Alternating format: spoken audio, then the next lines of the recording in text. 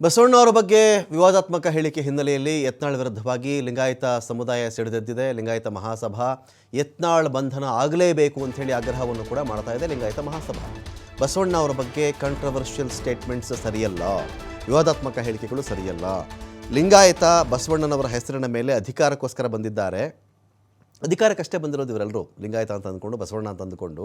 ರಾಜ್ಯ ಸರ್ಕಾರ ತಕ್ಷಣವೇ ಯತ್ನಾಳ್ ವಿರುದ್ಧ ಕ್ರಮ ಜರುಗಿಸಬೇಕು. ಸರ್ಕಾರ ಯತ್ನಾಳ್ ಅವರನ್ನು ಶಾಸಕ ಸ್ಥಾನದಿಂದ ವಜಾಗೊಳಿಸ್ಬಿಡಬೇಕು.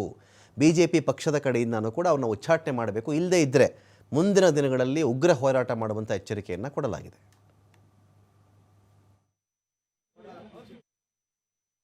ಶಾಸಕರಾದಂತಹ ಯತ್ನಾಳ್ ಅವ್ರಿಗೆ ಮಾತಾಡೋದು ಕ್ಷೋಭೆ ಅಲ್ಲ. ಬಸವಣ್ಣವ್ರ ಹೆಸರನ್ನೇ ಇಟ್ಕೊಂಡು ಬಸವಣ್ಣವ್ರದ್ದು ಭಕ್ತಿಯಲ್ಲಿ ಬಸವಣ್ಣವ್ರ ಹೆಸರು ಹೇಳ್ಕೊಂಡು ಓಟು ಮತಗಳನ್ನ ಗಳಿಸಿ ಅವರು ಶಾಸಕರಾದ ಮೇಲೆ ಈ ರೀತಿಯೆಲ್ಲ ಬಸವಣ್ಣವ್ರ ಬಗ್ಗೆ ಅಪಚಾರ ಮಾಡೋದು ಅಕ್ಷಮ್ಯ ಅಪರಾಧ. ಕರ್ನಾಟಕದ ಸಾಂಸ್ಕೃತಿಕ ನಾಯಕನ ಬಸವಣ್ಣವ್ರ ಬಗ್ಗೆ ಆಗಿರುವಂಥ ಈ ಅವಮಾನವನ್ನು ಕರ್ನಾಟಕ ರಾಜ್ಯ ಸರ್ಕಾರನೂ ಕೂಡ ಯಾವುದೇ ರೀತಿ ಇನ್ನೂ ಕ್ರಮ ಕೈಗೊಳ್ಳದೇ ಇರೋದು ನಮಗೆಲ್ಲ ಭಾಳ ನೋವಾಗಿದೆ.